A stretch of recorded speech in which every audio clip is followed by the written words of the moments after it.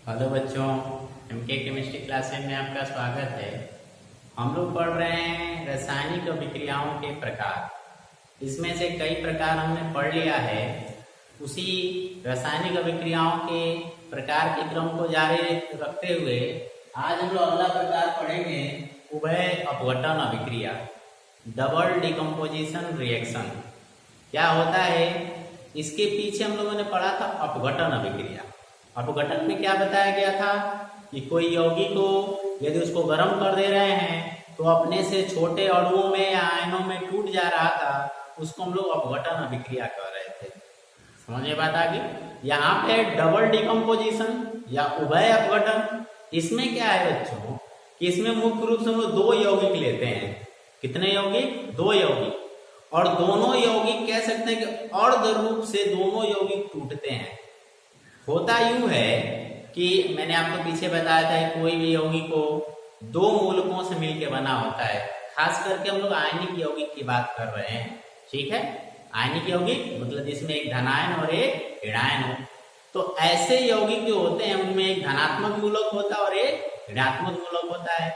तो जब दो आयनिक यौगिकों को, ठीक है, जब दो आयनिक यौगिकों को विलयन बनाकर, इसमें एक विशेषता और भी है कि ये क्रिया दो यौगिकों के बीच में होती है। दो यौगिक कैसे यौगिक होने चाहिए? आयनिक यौगिक होने चाहिए और उन आयनिक यौगिकों का सॉल्यूशन होना चाहिए, विलयन होना चाहिए। समझ में बात आ गई। तो दोनों यौगिकों का विलयन बना के और यदि उन दोनों विलयनों को आपस में मिलाते हैं तो होता कुछ यूं है कि पहले यौगिक का धनात्मक मूलक दूसरे यौगिक के ऋणात्मक मूलक से और दूसरे यौगिक का धनात्मक मूलक पहले यौगिक के ऋणात्मक मूलक के साथ जुड़ जाता है।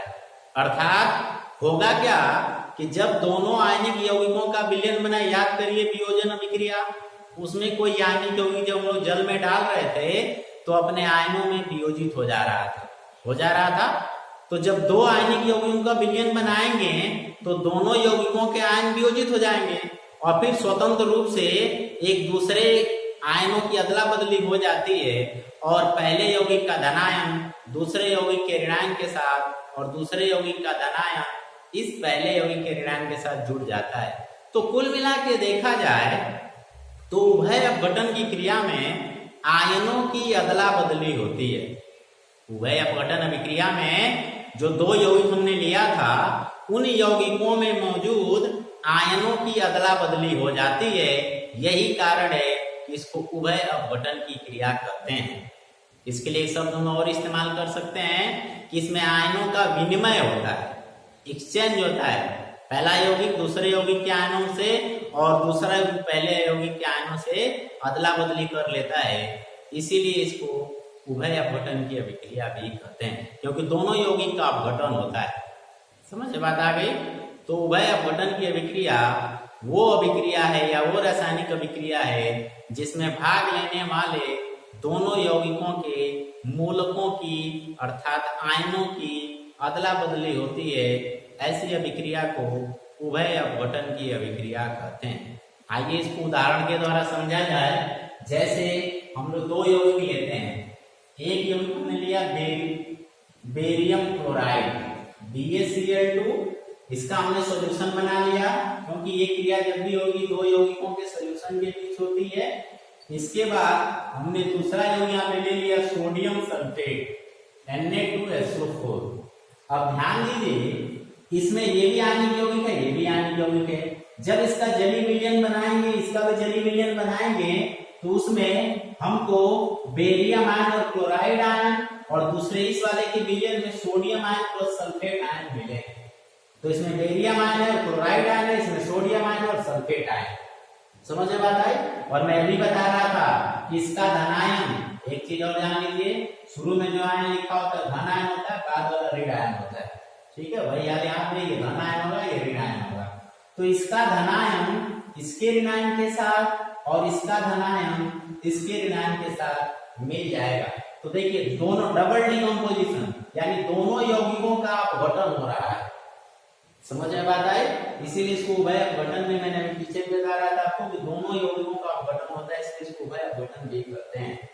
तो इसमें क्या हो रहा है, ये वाला धनायन इसके ऋणायन के साथ आएगा तो बनाएगा BaSO4 प्लस ये धनायन इसके ऋणायन के साथ आएगा तो बनाएगा NaCl। तो आपने क्या देखा कि ये काफी आसान अभिक्रिया है, इसमें सिर्फ आयनों की अदला बदली कर देनी है। जैसे ही दो लवण की क्रिया एक साथ आपको दिखे समझ जाइएगा उभयपठन की अभिक्रिया है, और इसमें मूलकों की अदला बदली करें। अदला बदली करते समय इनकी बैलेंसी का भी ध्यान रखेंगे कि बैलेंसी के हिसाब से यौगिक बनाएंगे, अदरवाइज ये सूत्र इनका गलत हो जाएगा। तो सही सूत्र लिखेंगे बैलेंसी के हिसाब से, फिर उसके बाद इसको चेक कर लेंगे कि समीकरण बैलेंस है कि नहीं। आइए चेक कर लेते हैं।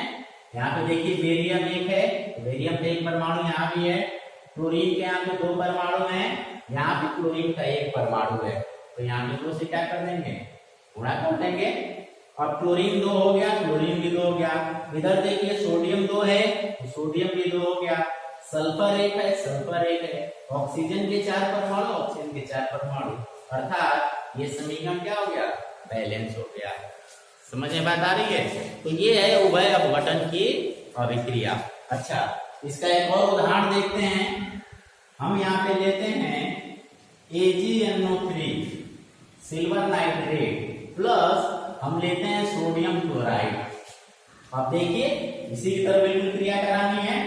तो ये पे सिल्वर धन आयन है, यहाँ पे क्लोरीन ऋण आयन है, तो इसका धन आयन इसके ऋण आयन के साथ जाएगा तो बनाएगा AgCl, और ये इसमें ऋण आयन है और ये धन आयन है तो इसके साथ आएगा। बहुत से बच्चे क्या करते हैं, इसको ऐसे जोड़ देते हैं NO3 Na, नहीं, धनायन वाले को हम लोग पहले लिखते हैं फिर ऋणायन वाले को लिखते हैं। तो याद करिए धनायन इसमें है तो पहले इसको लिखेंगे, हो जाएगा प्लस NaNO3 सोडियम नाइट्रेट। पहले सिल्वर नाइट्रेट था अभी सोडियम नाइट्रेट बन गया, पहले सोडियम क्लोराइड था अभी सिल्वर क्लोराइड बन गया। इसमें भी क्या हुआ है, आयनों की अदला बदली हुई है। इसका धनायन इसके ऋणायन से और इसका धनायन इसके ऋणायन से जुड़ जाता है। तो यहाँ पे अदला आयनों की अदला बदली की क्रिया होती है, इसलिए यहाँ पे देखिए लिखा भी है कि आयनों की अदला बदली हो जिसके फलस्वरूप नए पदार्थ बने।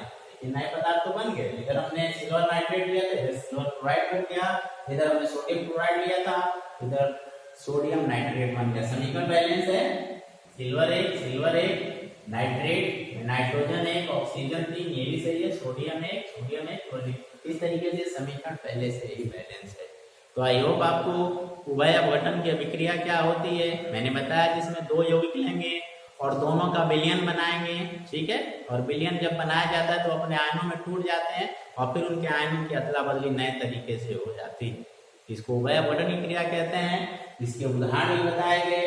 तो इसमें बेरियम क्लोराइड और सोडियम सल्फेट की क्रिया कराई गई, इसमें सिल्वर नाइट्रेट और सोडियम क्लोराइड की क्रिया कराई गई।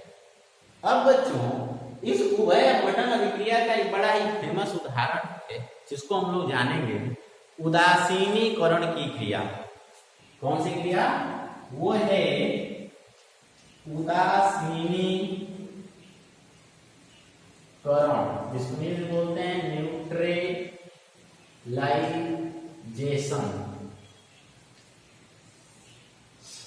उभय अपघटन क्रिया का ये उदासीनीकरण क्रिया अपने आप में खुद एक अलग क्रिया है, ठीक है।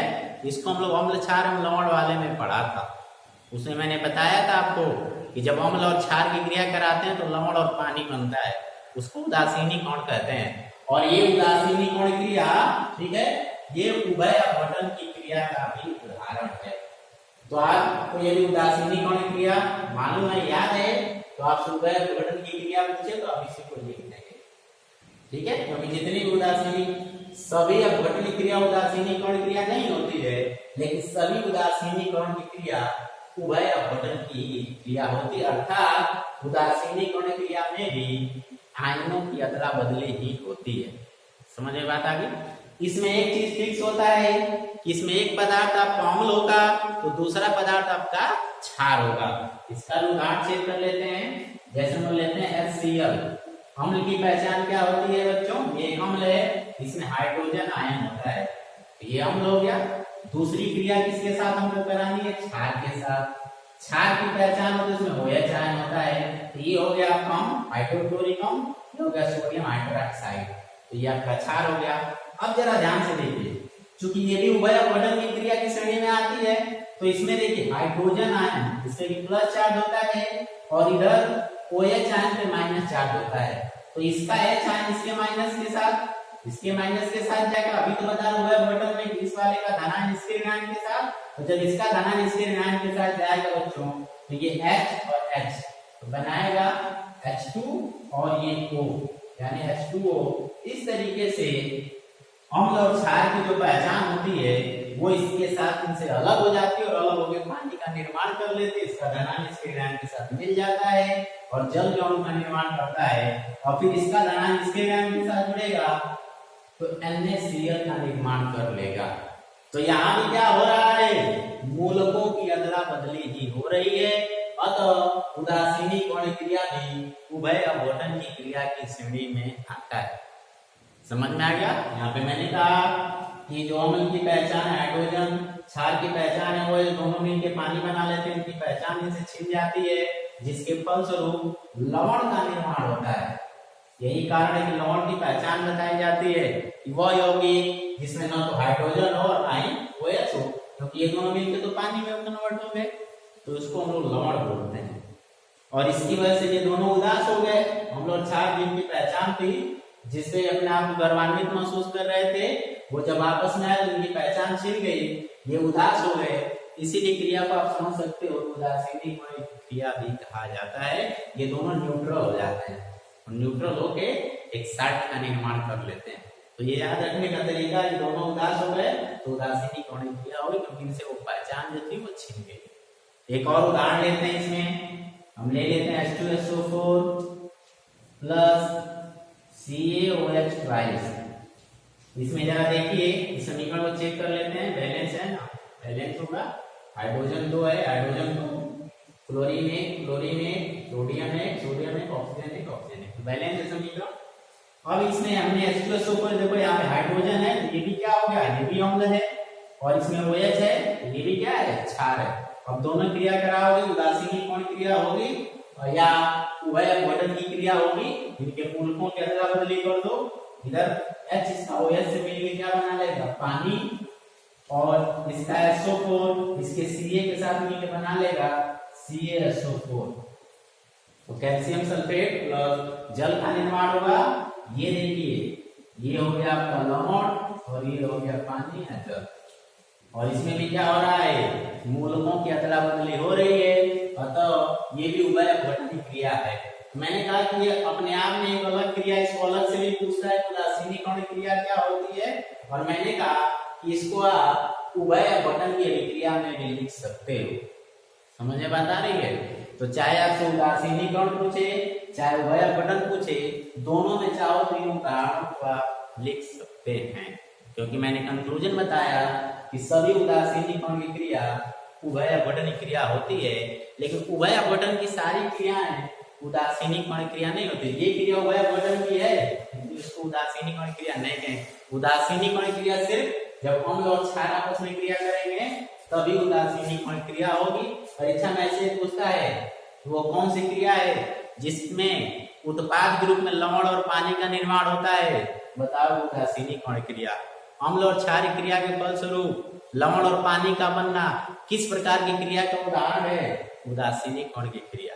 तो आई होप आपको उभय अपवर्तन की क्रिया, उदासीनीकरण क्रिया भी समझ में आ गया होगा। मिलते हैं अगली वीडियो में अगली क्रिया के प्रकार के साथ, अगली रासायनिक अभिक्रिया का जो प्रकार है उसके साथ। तब तक के लिए धन्यवाद।